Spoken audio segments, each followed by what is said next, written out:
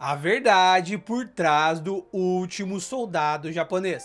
Em 1974, um jovem aventureiro entrou sozinho em uma selva nas Filipinas, procurando três coisas improváveis. Um panda, comprovar a existência do abominável Homem das Neves e encontrar um soldado japonês desaparecido durante a Segunda Guerra Mundial.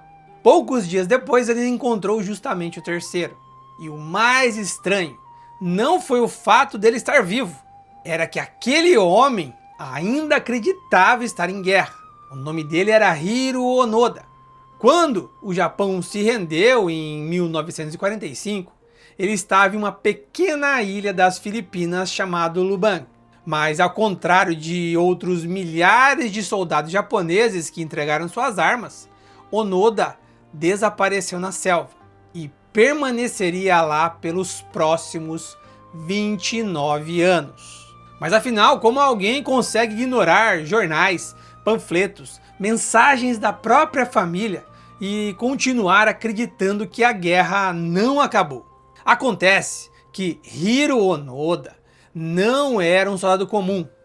Meses antes do fim da Segunda Guerra Mundial, ele foi enviado para uma das escolas mais secretas do Exército Imperial Japonês, um lugar chamado Escola Nakano. Ali não eram treinados soldados para lutar à linha de frente, eram treinados espiões. Os alunos aprendiam infiltração, sabotagem, coleta de informações, guerrilha e sobrevivência. Mas havia uma diferença importante. Enquanto muitos soldados japoneses recebiam a ordem de lutar até a morte, os alunos da escola Nakano aprendiam exatamente o contrário. A missão deles era permanecer vivos, mesmo atrás das linhas inimigas, mesmo sozinhos, mesmo que a guerra parecesse perdida. Em 1944, Onoda recebeu uma missão na ilha filipina de Lubang. Antes de partir, ouviu uma ordem que nunca esqueceria: não se renda, não tire a própria vida, continue a missão. Pouco tempo depois, o Japão anunciou sua rendição. A guerra havia terminado, mas para Onoda, aquela ordem continuava valendo. E foi justamente aí que começou uma das histórias mais impressionantes e controversas do século XX. Com o final da guerra, o governo japonês tentou avisá-lo. Panfletos foram lançados sobre a floresta. Mensagens foram transmitidas por alto-falantes. Familiares viajaram até a ilha para procurá-lo. Até mesmo seu pai e sua irmã participaram das buscas. Mas Onoda ignorou tudo. Para ele, aquelas mensagens não eram provas de paz. Eram exatamente o tipo de armadilha que ele havia sido treinado para esperar. Em seus registros, Onoda escreveu que acreditava que os inimigos tentavam atraí-lo para fora da selva. Por isso, quando ouvia frases como "a guerra acabou, sua família está esperando por você", ele não acreditava. Na sua cabeça, um verdadeiro soldado não podia confiar em informações vindas do inimigo. As buscas se repetiam várias vezes. Centenas de pessoas participaram das operações. Milhares de panfletos foram espalhados pela ilha, mas nada funcionou. Enquanto isso, Onoda continuava vivendo escondido na selva, caçando, consertando o próprio uniforme e mantendo sua arma sempre pronta. Ano após ano, década após década. Até que em 1974, um jovem aventureiro japonês chamado Norio Suzuki decidiu tentar algo que ninguém havia conseguido: encontrar o último soldado japonês sozinho. Em 1974, depois de quase 30 anos escondido na selva, Hiro Onoda finalmente encontrou alguém em quem acreditar: o jovem aventureiro Norio Suzuki. Suzuki explicou que a guerra havia acabado há décadas e pediu que ele voltasse para casa. Mas Onoda recusou.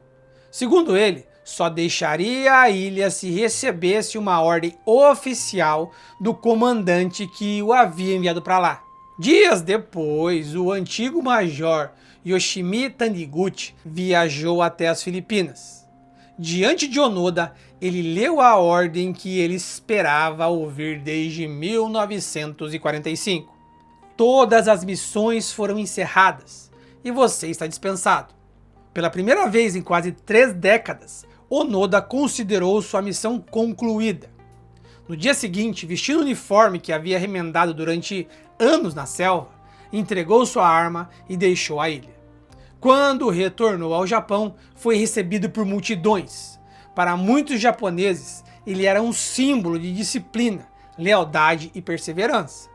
Mas sua história não terminava ali. Enquanto alguns o recebiam como herói, outros faziam uma pergunta incômoda: o que havia acontecido durante aqueles 29 anos na selva?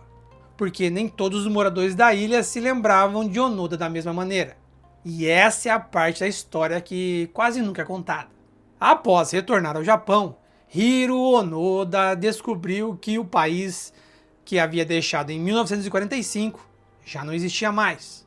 O Japão estava reconstruído, as cidades haviam mudado, a sociedade era completamente diferente daquela que ele se lembrava. Adaptar-se àquela nova realidade não foi fácil. Por isso, em 1975, apenas um ano após voltar da selva, Onoda tomou uma decisão inesperada. Mudou-se para o Brasil.